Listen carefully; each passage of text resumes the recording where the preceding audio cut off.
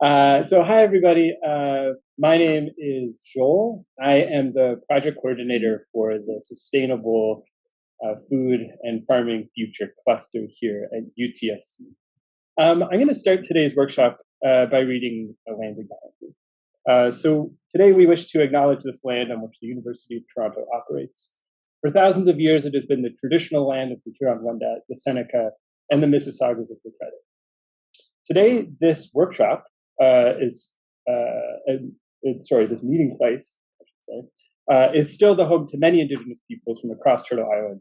And we, in this workshop, are grateful to have the opportunity to work and meet and think on this land. So as I said, I'm Joel, the project coordinator for SF3, as we're calling it. I'm also a member of the Culinary Research Center here at UTSC, which does a lot of really interesting food studies research. They have a kitchen, which is a lot of fun. And today, this workshop, I think, really embodies the mission of SF3 to bring together the sort of two sides of this cluster. On one side, we have crop biology and questions of soil science, things that we might reflect on in laboratories. And on the other side, we have sort of the social justice orientation of questions around urban agriculture, taste, infrastructure, and marketplaces. And I think that this workshop is a great example of how these things can interact. Today, of course, is the Care in Carrots workshop, where we're going to be exploring the question of participatory crop breeding, something I was unfamiliar with before it was introduced to me as this workshop, but something that seems really cool. Can we bring crop scientists and people together to further the goals of organic agriculture? What does that look like? So today we have three people speaking here. And then after our three presentations, I should say four people speaking. And then after our three presentations, we're going to start with some explorations of the actual project that's going on with the carrot breeding. We're going to do that here. Our original intention was to, right after the workshop, head over to the campus farm.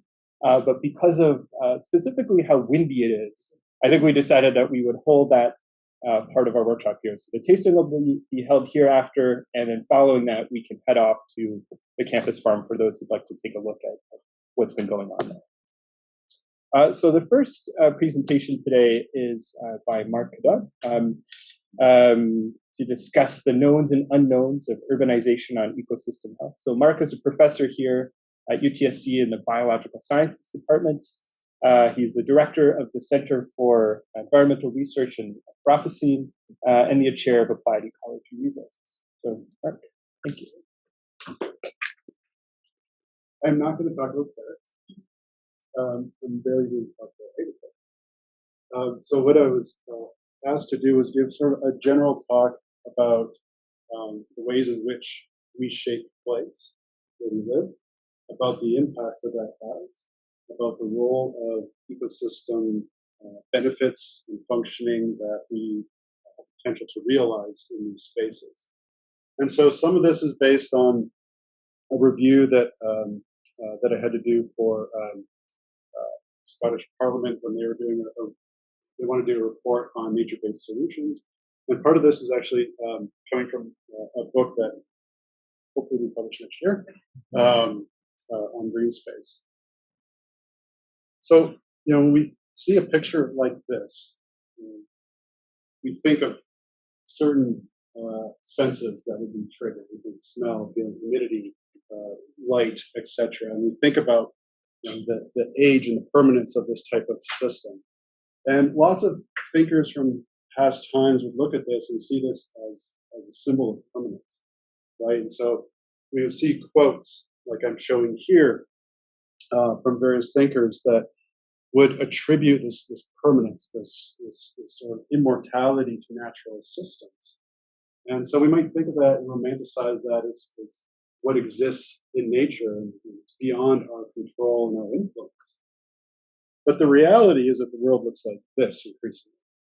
And so there's probably a different quote, maybe something like this, like instead of this this nature, this law that exists outside of us, is actually something we need to protect because our effect, our law, is much more powerful than that which nature has produced over millions of years.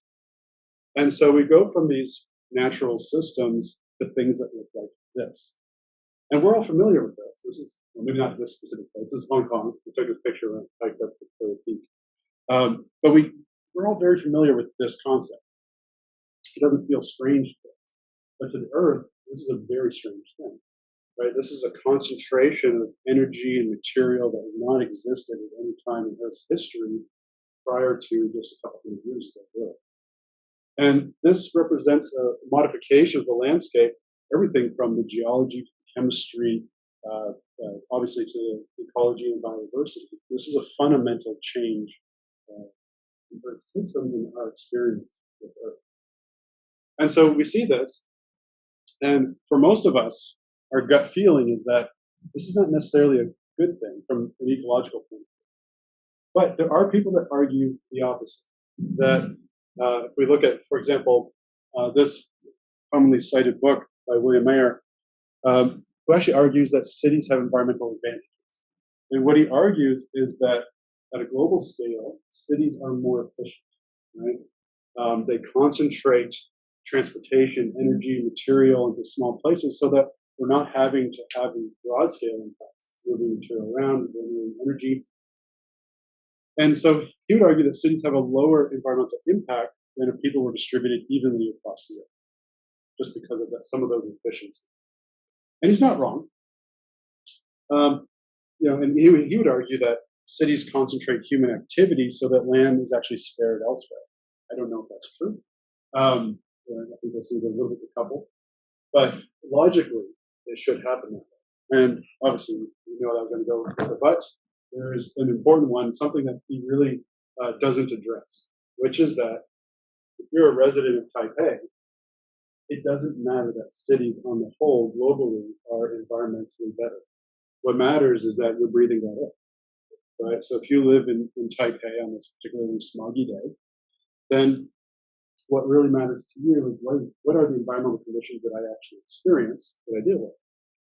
And in that case, we can say cities are environmentally worse than other places. The corollary of that is that it's also where most people are. So most of the people are experiencing a negative environment. So if people were actually distributed evenly around the world, we would just average out the negative environment, so everyone would experience a similarly kind of bad environment, but they wouldn't experience that, right? So there is a flip side that has to do with scale that we missed in this book.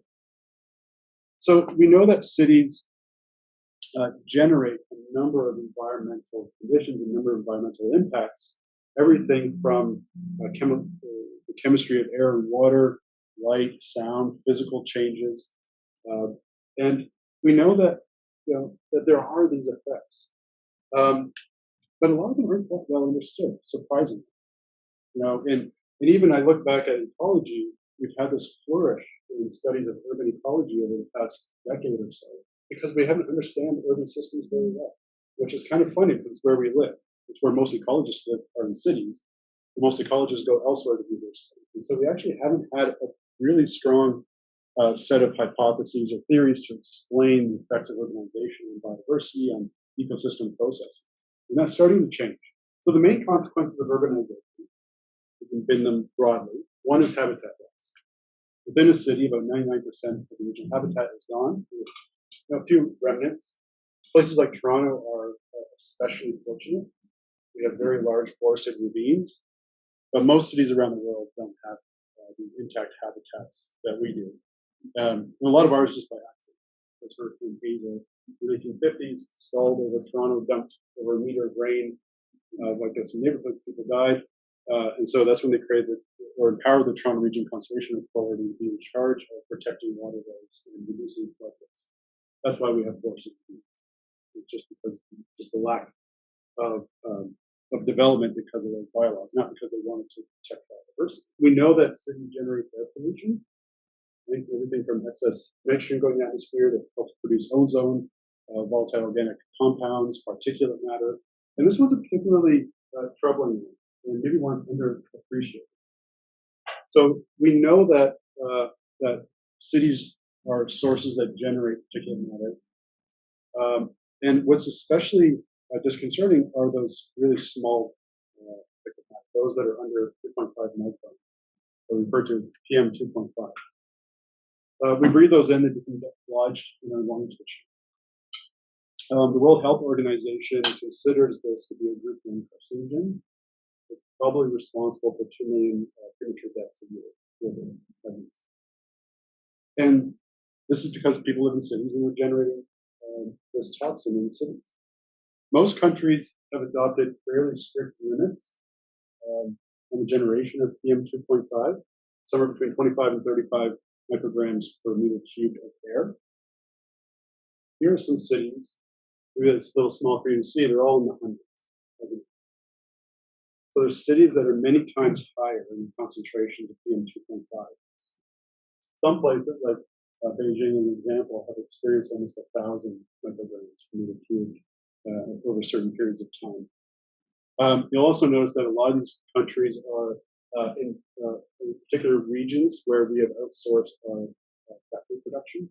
So we are, in essence, directly responsible for air quality elsewhere, simply because we're offshoring our environmental impacts.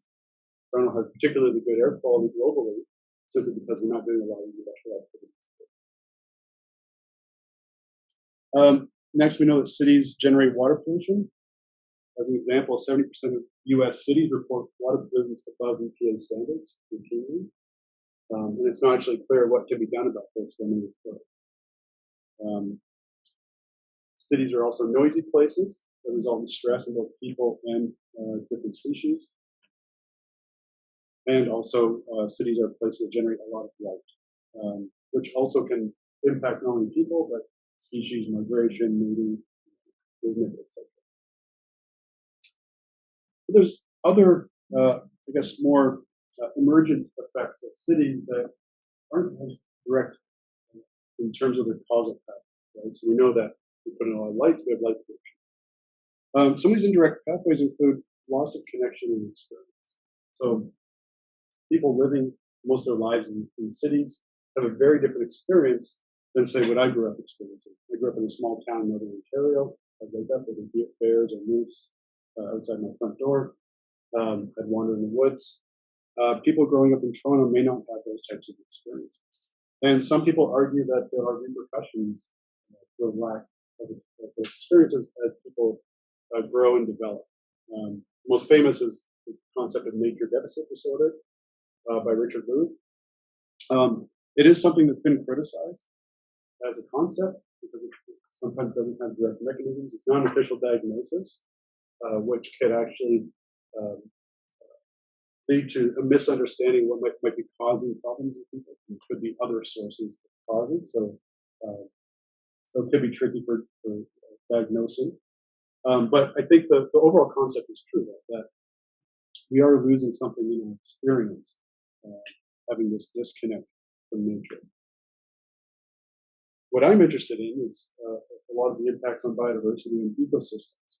And we know that urbanization has these impacts, which are actually really kind of interesting. They differ by the type of taxon, the type of species that we're interested in. So we think about birds.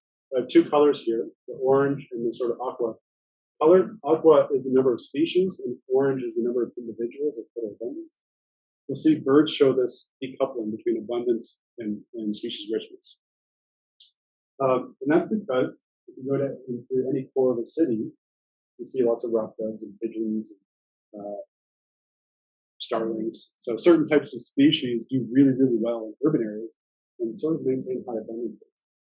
But we lose a lot of species because we're losing a lot of habitat specialists, dietary specialists.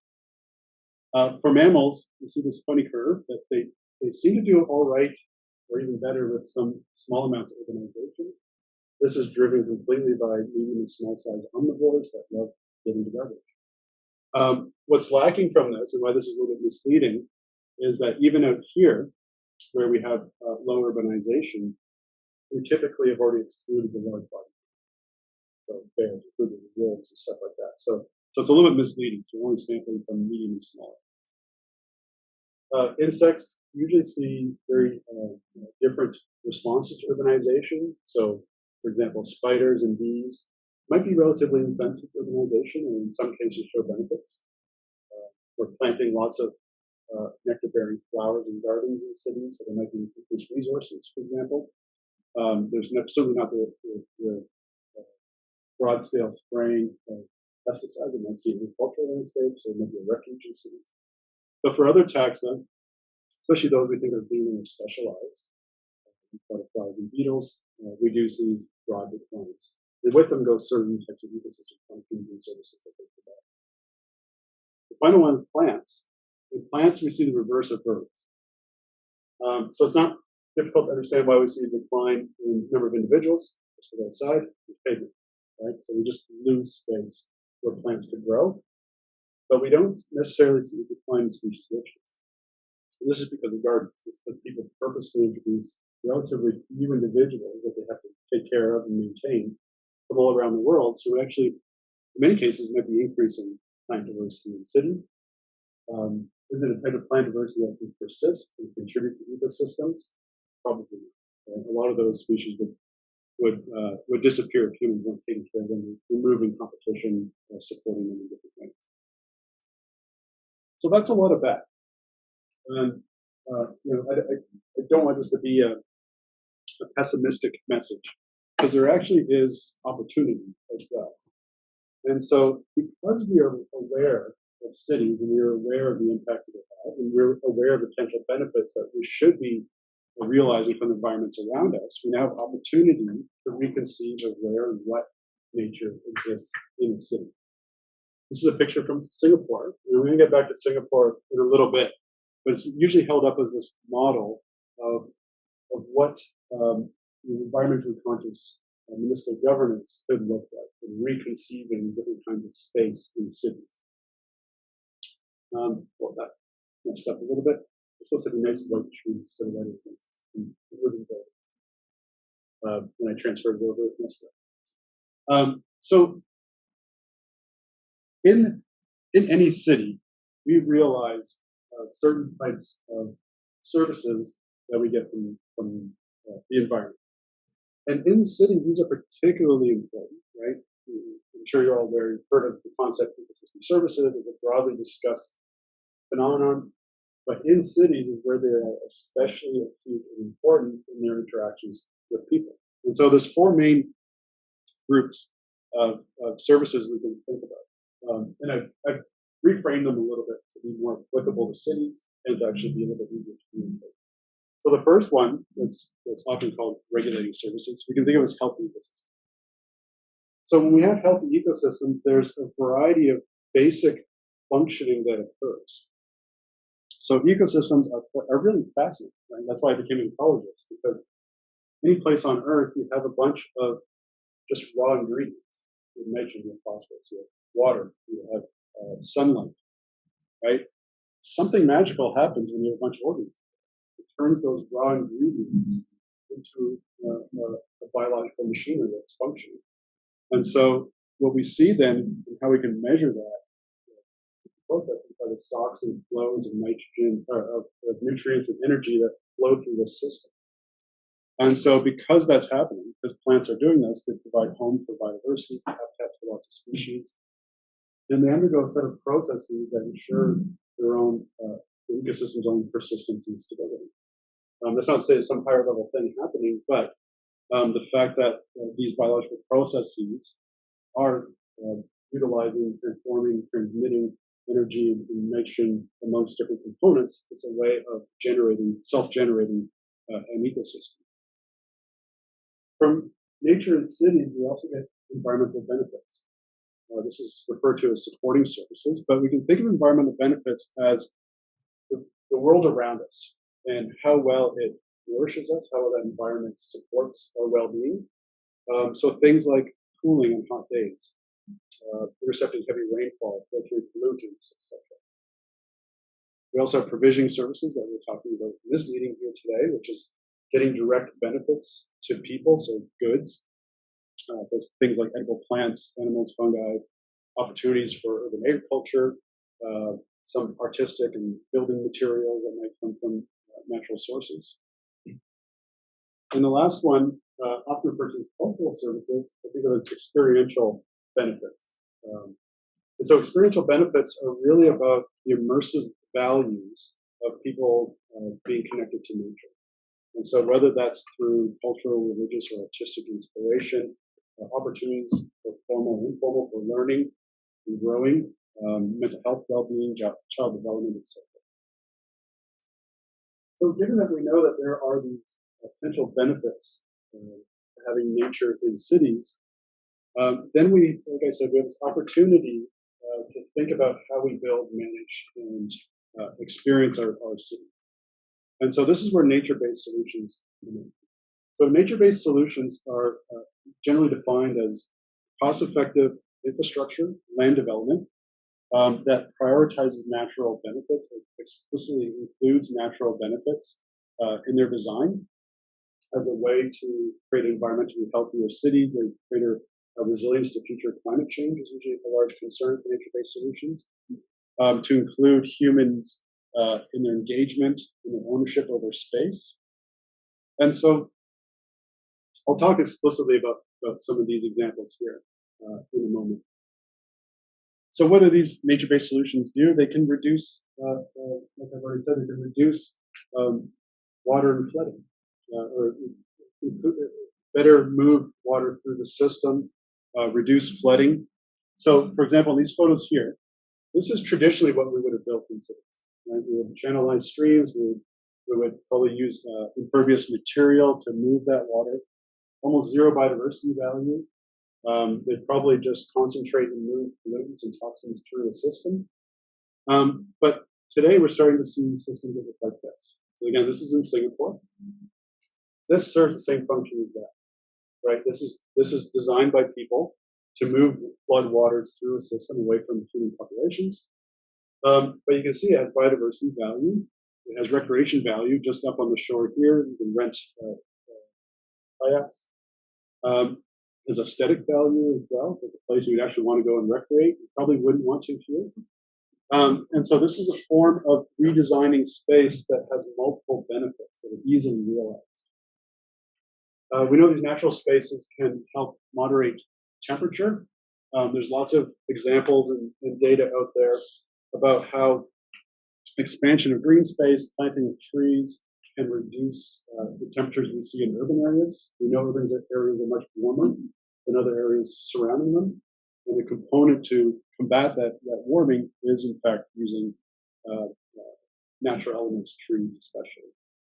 Green roofs also are a component of this. We know that they can reduce heating of buildings and reduce energy expenditures for those buildings. We know that, again, that we get bad air quality in cities, and natural spaces can help ameliorate some of those poor air quality aspects. So we know that there are benefits to having trees in cities, both physical, they act as a physical filter, they can help trap some of that particulate matter. They also can have active uptake of certain materials. There's a lot of unknowns with this one. We know there's variation between different types of trees, species, protected traits that they have, and so this is an area we don't actually understand that well, how trees might influence air quality. Some trees might actually make air quality worse by releasing certain volatile organics. We know natural spaces are important for climate change mitigation, right? This is what motivates a lot of current tree planting policies for carbon sequestration. We know that trees are able to pull in carbon dioxide.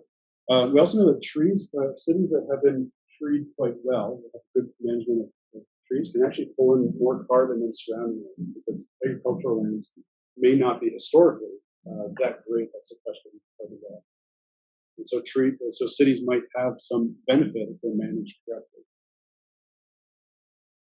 Obviously, we know that natural spaces in cities provide biodiversity value, and this is something that we want in our cities. We want to be able to share our home with other species. We don't want nature to be something that exists elsewhere outside of our experience. There's a number of benefits to having biodiversity. from something that's practical, pest control and pollination, to something a little bit more experiential about seeing different kinds of species, learning from those species. We also know these green spaces provide a number of elements for human well-being. I'm not going to go through them all. There's a lot of text on here. But we know that both in terms of these benefits to air quality, to having people being able to actually get out and recreate, there's lots of evidence out there for both physical and mental well-being that access to green space has fairly substantial benefits. So this is just a matrix I made when I was reviewing a bunch of literature, different types of studies that are looking at connections between different types of green spaces and the benefits they provide. And you can see ones in dark green provide high benefit, and we have a pretty good sense that that's true. So, for example, if we do forest restoration, we're going to get more carbon sequestration. What we really found as we looked through a lot of papers is that we have a lot of these grays that are unknowns. So the gray triangles you can kind of think of as having a high potential, but we really don't know what it is, and a bunch have really quite gray squares. And so nature-based solutions are being promoted around the world, and they're being municipal agencies, NGOs, other types of government agencies are trying to implement nature-based solutions. But often we don't know the full story yet, right? So we build green rooms, and we might read the literature about biodiversity value and system services of green rooms, but we actually don't know it in a lot of ways. And so research by people like Marnie and other colleagues, Scott McIver and Adriano, are actually trying to quantify some of those benefits. So we do these things knowing there's a benefit, we actually don't know what it is. This is a known unknown. So I'm going to end off with just talking about Singapore. So, I mentioned Singapore a couple of times. And why do I think it's really important? I think it's really important for one reason. It's because Singapore is a city that is also a country. They can't grow.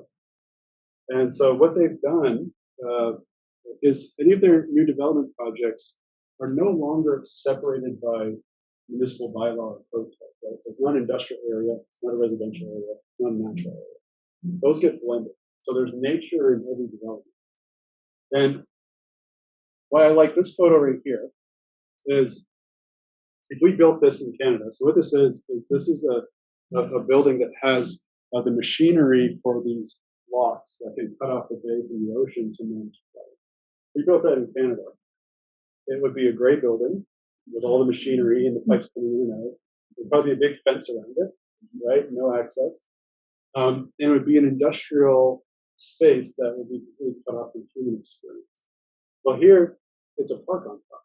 And I was visiting there and I was walking up here, and there's people like picnicking and throwing frisbees and running with their dogs.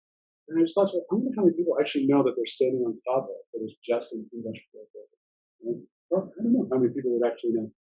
But now this is space that has value, right? Both in terms of people experiencing it, but even when people aren't there, there's value, right? It's green. It's probably helping different elements of environmental quality, but it also provided these experiences. And the last one I'm going to point out is this newer hospital in Singapore, the Kutek Wat Hospital, and it was really fascinating when I visited. So on the bottom level, it's in the middle of a park. Right? When you're walking along the park, there's trees and ponds and river monitors are swimming in and out, and it's really cool. And all of a sudden you realize you're in a hospital. But all you see is like a Starbucks and a food vendor and a door over here, and you look up and you see that there's multiple levels of trees going up this hospital. And so there are these connections with nature and these benefits to people. Then you go up to the roof, and it's a food garden where the patients live. And I haven't seen anything written about it, but I have to imagine patients staying in this hospital have probably more positive outlook on their health outcomes than, say, someone who's in a 1970s hospital in Canada that's very industrial. Right? And so this is an example of how those benefits derived from nature are being realized at a really small scale. So all this vegetation, these trees here, are providing cooling, they're providing opportunities to sit outside in hot days. They're probably helping maintain better air quality. And then this roof in the top that has this agriculture is not only providing food that's served in the cafeteria of the hospital, it's also providing these experiential benefits for people. as well as probably cooling the building itself, intercepting rainfall, etc. So we can reconceive of cities. Obviously, it takes time, money, it takes dedication, but we can have cities where these separations between natural and human built get so blurred that our daily experiences include nature in lots of different facets. And we're benefiting from nature, everything from the time we wake up to go outside. Nature's there as a component of our well-being. So with that, thank you for listening, and I'm happy to take any questions. Pretty last question. So how do you make the change in your experience in that base and the experience how does that? What's changing? I would say it's certainly changing. I would say Canada's generally behind the curve compared to other places. Even when I collaborate a lot with people at the Toronto Region Conservation Authority.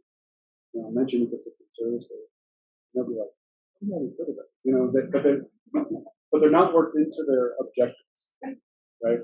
Even though they are in terms of like flood prevention, flood restoration, you think of those as ecosystem services, but that's a specific mandate. I think how we overcome that is we have to get rid of some of those silos that exist. So this department's responsible for managing this, and that's all they think about. They don't think about the human aspect or other types of benefits. I would say we want to get to a point like with Singapore, where any project explicitly has to think about these other dimensions. And so I would say it's true. Like any conservation project that we do should think about the other benefits that are possible with this group. But I think it's one of, I don't know where that comes from. So Singapore came from just a lack of space and people wanted a good environment.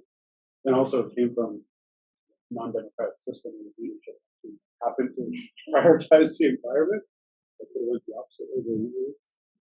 So in our system, it's a little more complicated. But I think it's happening. I think it just needs more incentivization and more people for positions to break down those barriers.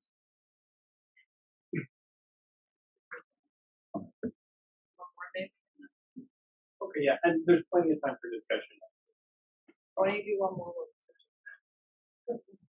Sure, I'll go kind of segue into my, which was kind of about like the political situation in Singapore that led to these types of, and you kind of alluded to, it's like a less democratic situation, more. Opening up a can of worms. Yeah, I know, but it's just, I guess this is a bigger conversation in environmental management, right?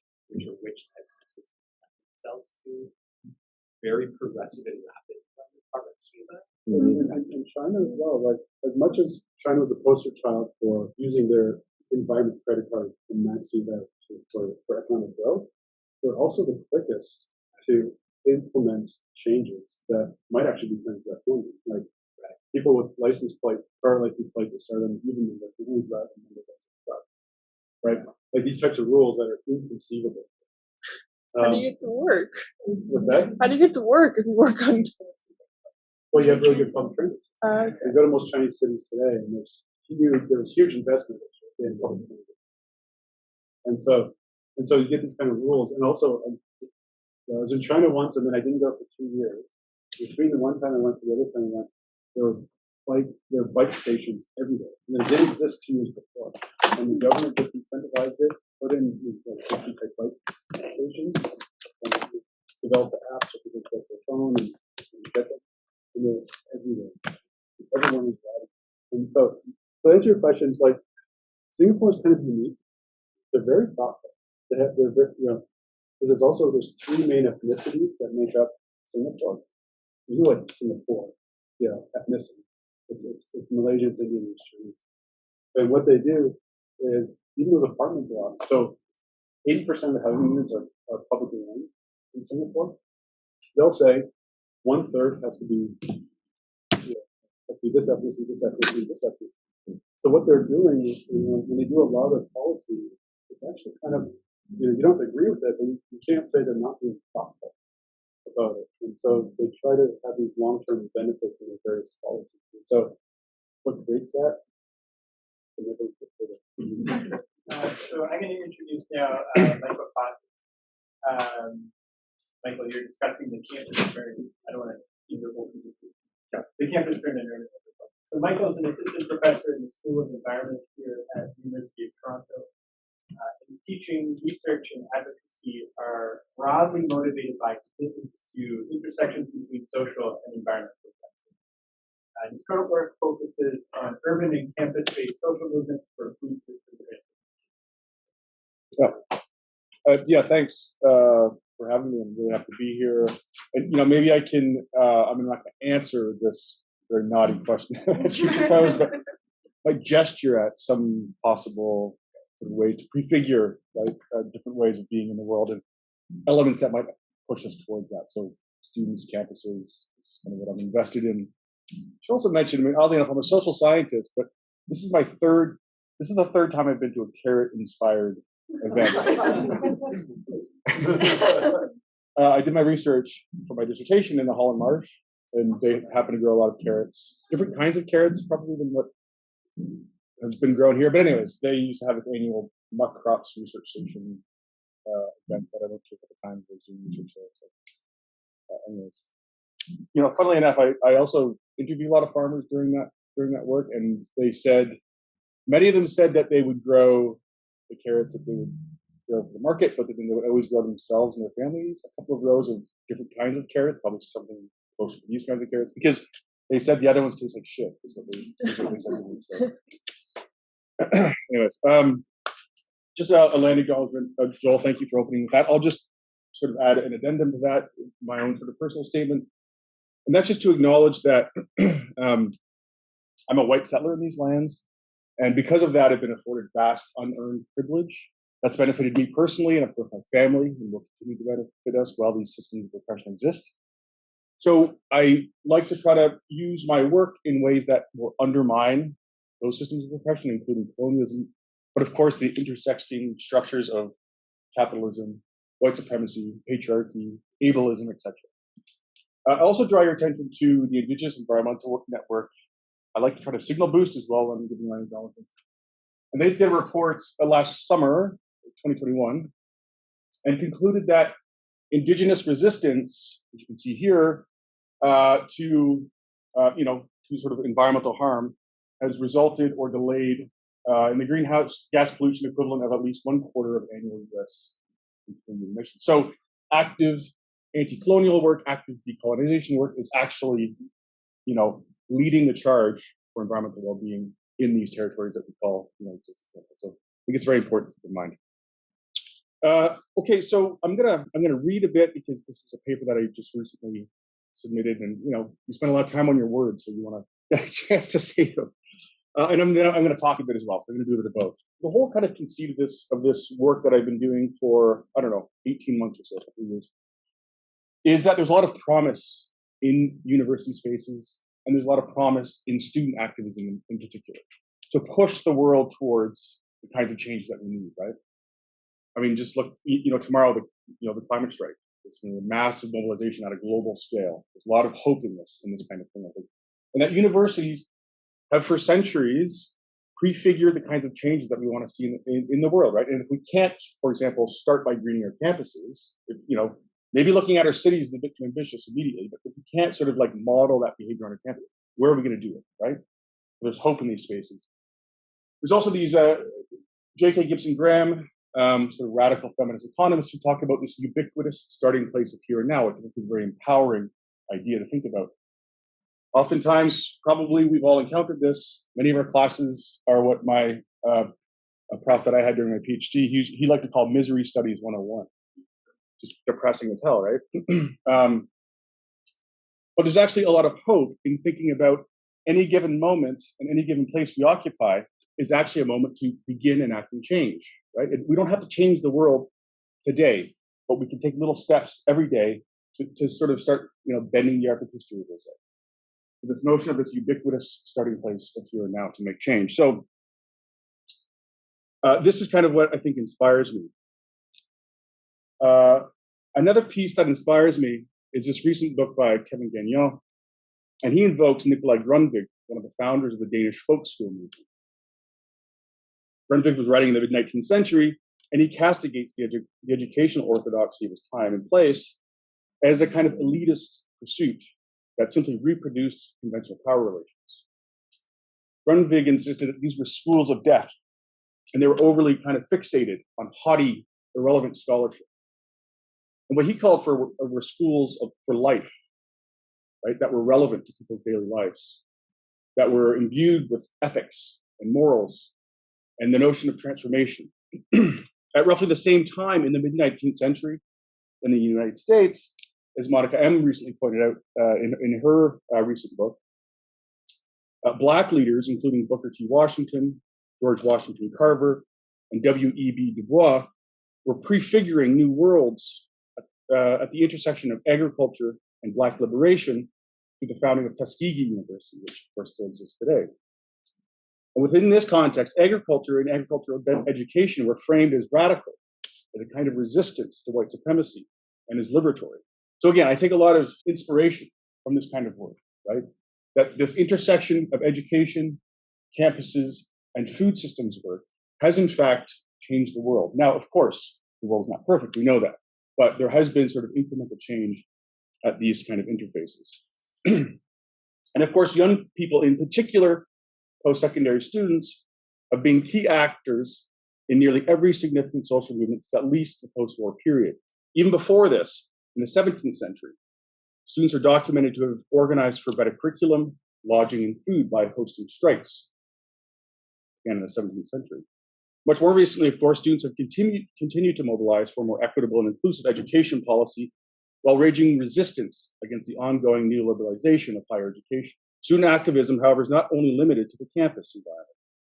Coincident with the rise of the New Left, for example, in the 1960s and 1970s, where sort of, student movements were intertwined and propelled the radical politics of the area, including sort of supporting and again inspiring the Chicana movements, the Black Power movement, the Students for Democratic Society, and other groups. In other words, student activism has a long precedent of being significantly oriented beyond campus and making changes in the world beyond. In the North American context, student activists have been central to a wide range of contemporary movements with impact well beyond campus. I mentioned already the divestment movement, the climate strike movement, the Me Too movement, the Black Lives Matter movement, queer movement, ableist movement. Again, students and campuses are at the center of all of these movements. Even internationally, we see students at the center of many struggles for social ecological justice. We see students rioting in Kashmir, based on sort of, countercultural politics. Students in Hong Kong, the kind of anti-extradition bill movement. Students in Zimbabwe, animating and activating for access to the internet. So all around the world, we see students on campuses, again, launching these very significant world-changing events. Of course, it's not a completely, campuses aren't always receptive, of course, to these kinds of things. And students aren't the only political actors on campus. The research is kind of thin on the role of non-student constituent groups in these kinds of activities, although I think it remains instructive. The campus climate, of course, is comprised of a heterogeneous set of actors within various structural contexts that can influence the extent to which they're able or willing to agitate for change on campus. Many college and university staff exist within, quote, a liminal space of political and processional tension, given that the privileges afforded to tenured faculty aren't extended often to staff, pre-tenure, or contingent faculty. Of course, we know that these folks make up an increasingly large percentage of the faculty that exist on university campuses. But still, these dynamics might introduce, again, a bit of ambivalence into the broader context of post-secondary campuses as center of social and ecological change. But still, I think that there's promise here.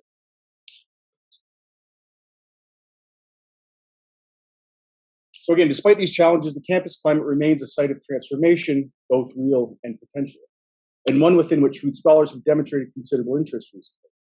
Within the context of food systems change, campuses, again, create spaces of possibility with access to considerable financial, material, and intellectual resources, campuses are well positioned to contribute in a variety of ways more just, sustainable food systems. So the scholarship kind of focused on capturing these dynamics, is quite varied, but I sort of categorize them into three sort of buckets here. So scholarship focused on this and the kinds of activities that exist on campuses, I think roughly kind of fall into these three categories: procurement, production, and or pedagogy. And pedagogy actually is probably a thread that you could, each can kind of see throughout each of these moments. So I'm just going to briefly talk about each one of these, and then I'm going to talk about some of what's missing actually from the scholarship and some of the work that we've been doing recently to try to sort of fill some of that gaps. To sort of, in a sort of fulsome way, think about the alternative campus foodscape and what it can do to contribute to social ecological change. So as large institutions that purchase significant quantities of food, one important way campuses can and do shape food systems is through alternative procurement initiatives. At the moment, food services on most campuses are controlled by a small number of for-profit transnational corporations, including Compass Group, Aramark, and Sodexo.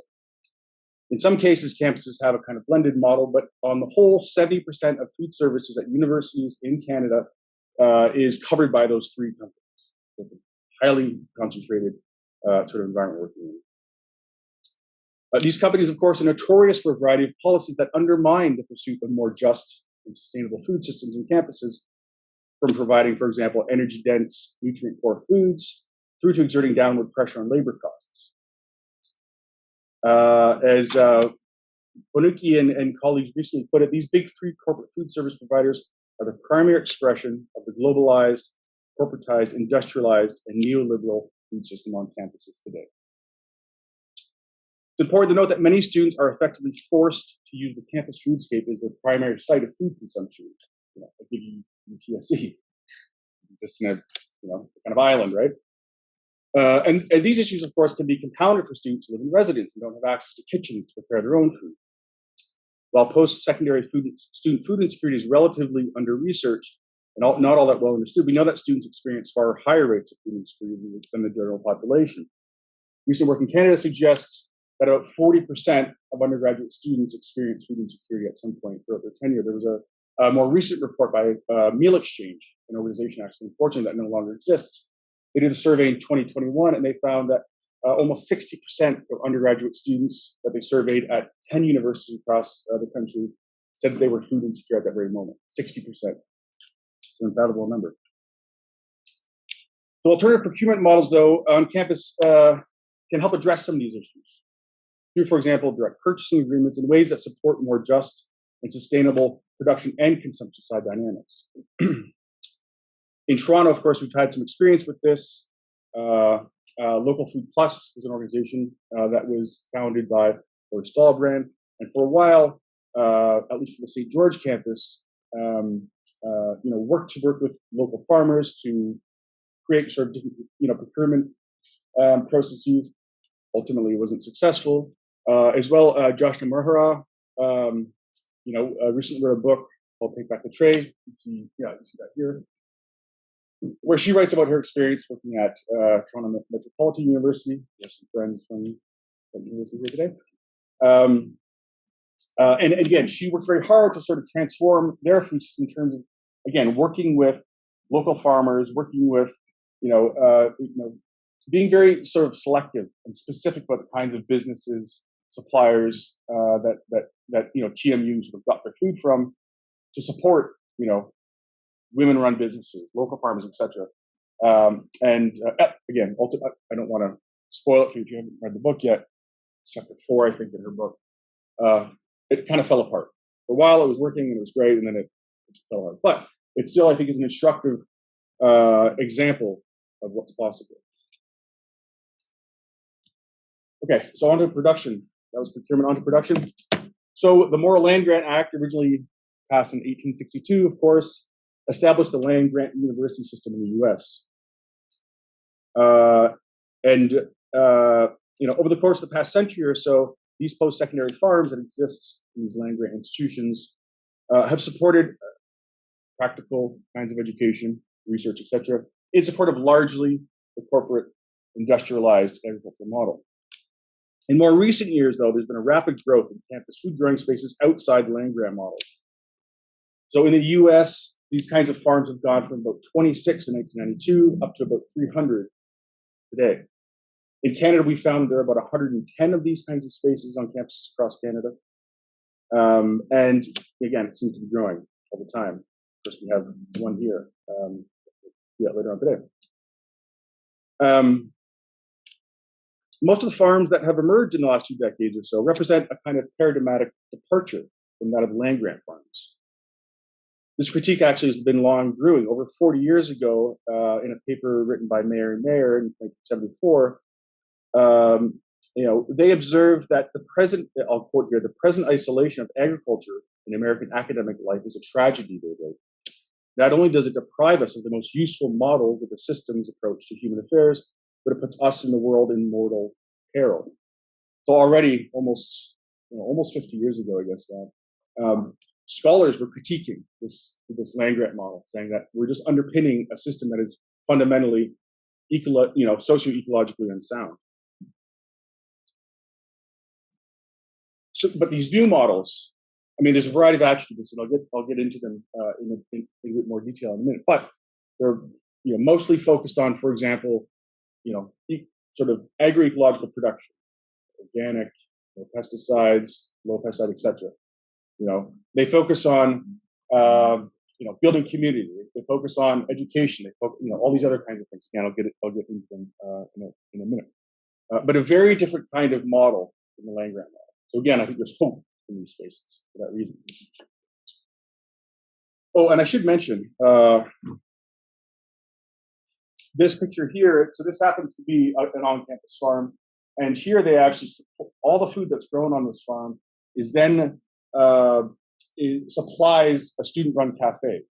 So in that student-run cafe, about 80% of the food they sell every year is grown right on campus. So again, it's a very kind of resilient model, I think.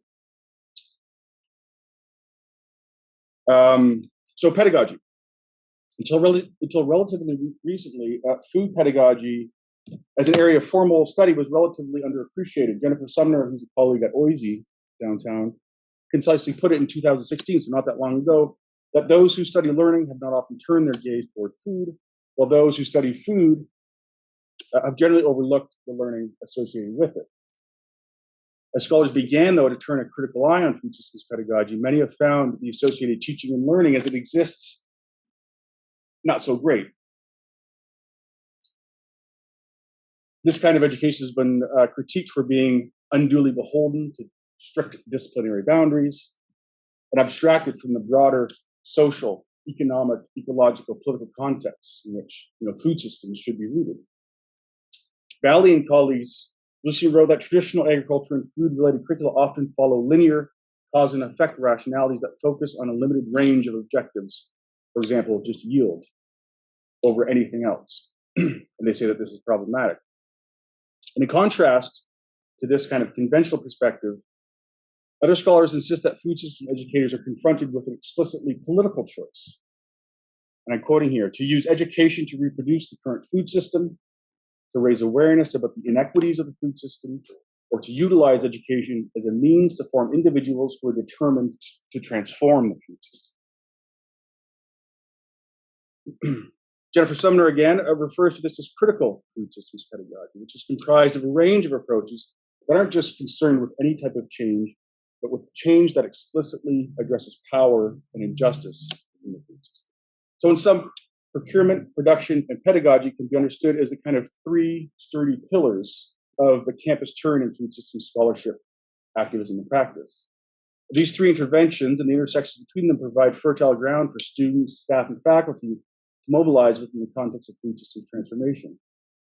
And again, these elements I think are essential, but don't sort of constitute an exhaustive kind of accounting of what's going on campuses. And this is some of the work that we've been doing recently. I'm just checking my time almost. So this picture here happened to be a class that I took out. I sort of curated, working with some community partners, a tour of urban agriculture. So these are just folks with farms basically in their backyards, and we just sort of created a little tour and just walked around and saw just regular people who had like incredible farms set up in their backyards. Part of the pedagogy here. So I'll go over this very quickly because I'm just about out of time. This is a kind of little model that we generated, but the idea here is that the campus food systems alternative is kind of the the high level kind of categorization that we have growing spaces and also food serving spaces, and we use a kind of production consumption on the y-axis here. I was nervous saying that. That is the y. I'm with a bunch of scientists. That's the y-axis, right? And then we have cost and no cost. Of course, one of the commitments that many of these sort of student activists and groups, one of the kind of principles that they sort of espouse is the idea of access, right? Because I mentioned earlier that 40 to 60% of students are food insecure. So many of these groups offer no-cost access to the various kinds of interventions that they make on campuses.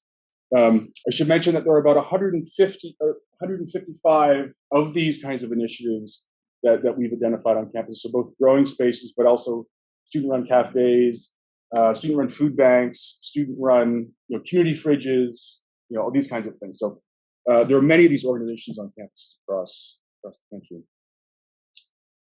A few sort of distinctive features of these, you can see here. I've sort of categorized them in terms of governance and leadership. So sort of who gets say over what these spaces look like. So not surprisingly, many of the ones that are, I think, most forward-looking are run by students, and actually students are intimately involved in the governance of these spaces, which I think is important. And then some of the principles and socio-ecological commitments that they espouse. Again, you can see some of these here. Many of them, I think, importantly, talk a lot about explicitly justice and equity, and also decolonization/abolition. And again, I think these are important sort of principles to bring into the context of discussions about food systems transformation. Ultimately, I think that these spaces provide inspiration for thinking about food systems transformation, but also for projects like this one. It's not surprising, of course, that some of these carrots that we're going to be eating later on today were just grown that way, right? Yes. Yes. Yeah. On campus, right? I think that some of this work, I worked at Trent University before I came here, and I know that Trent University is involved in some similar kinds of projects as well. And so if we're thinking about changing the food system, I think that campuses, students, staff, faculty who are interested in these kinds of things provide good allies to do good science, right, that can support the transformation of food systems. On Friday, at St. George campus, we organized a tour. We got together the various groups at St. George campus who have growing spaces. There's about 7 of them at St. George. And we did a little tour together. We just walked around and, whoever was in charge of whichever one, got to tell us a little bit about it. And you can see some of the biodiversity that it's introducing. We have green roofs. We have several green roof farms at, downtown. And it was just great to see the students sort of like so animated, speaking about the kind of work they're doing and where the produce winds up and what they're doing with it. They have partnerships off campus, to support local food banks and, soup kitchens, etc. So it's very, very exciting work. And you can see that this is urban agriculture in many ways at its finest, right? Most campuses in Canada are in urban areas. And, to the extent that campuses are in urban areas, and to the extent that these groups many of the strong ones anyway, partner with urban ag organizations, again, I think bodes well and is, some reason to be not always dreary and completely depressed about the state of the world. I'll end on that happy note. Yeah. And I'm sorry, I just want to thank 2 students that I worked with on some of this stuff as well. Sophia and Caitlin. Caitlin's at Trent. Sophia is here with you. Thanks.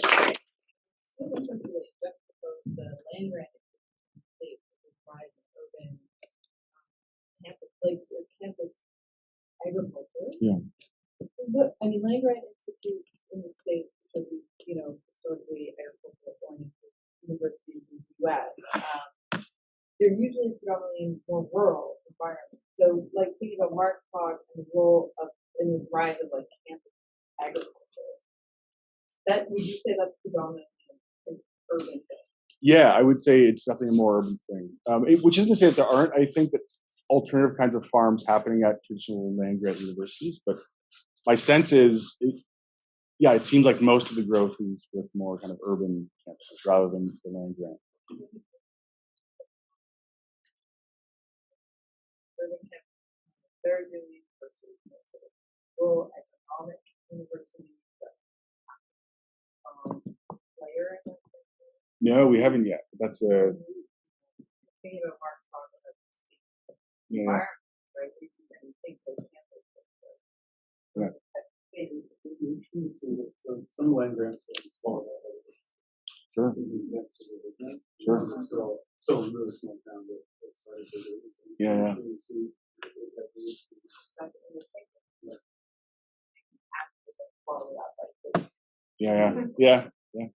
Yeah. It's a very interesting question. There's a couple of folks at Berkeley. I'm going to email them actually to ask because they've done some kind of work with that. I'll email them and see if they can do any mapping. I think that's a great idea.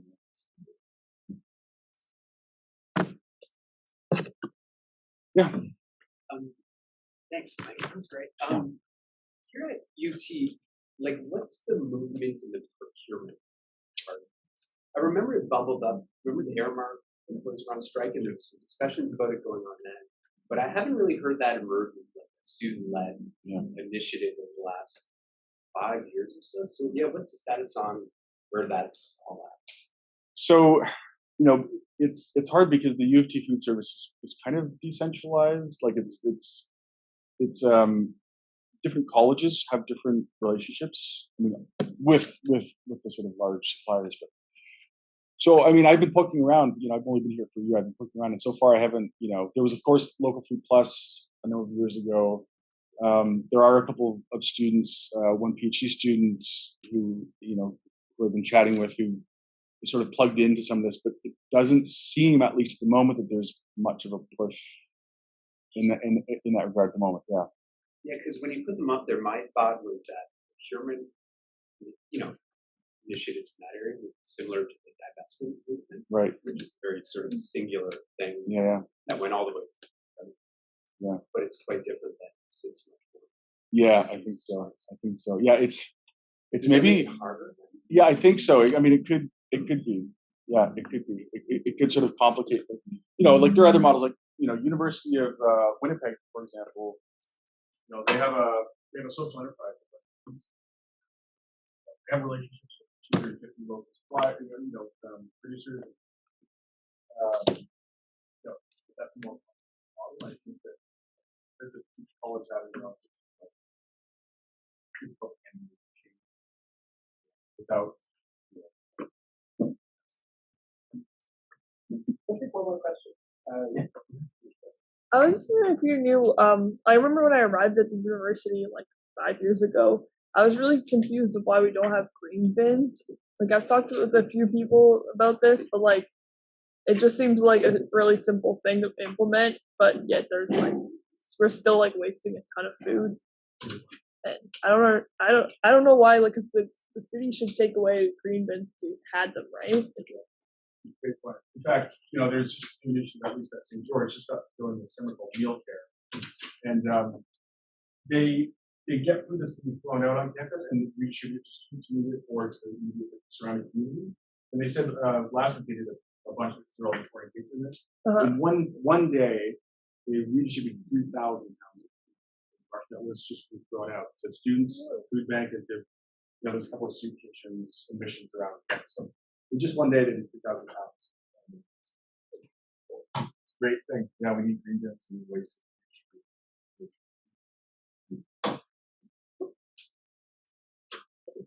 We chat more. We can get on that. Okay. Yeah, I just figured we would have them, but then we just didn't. I was like, okay. Like my high school had a better system than this giant university.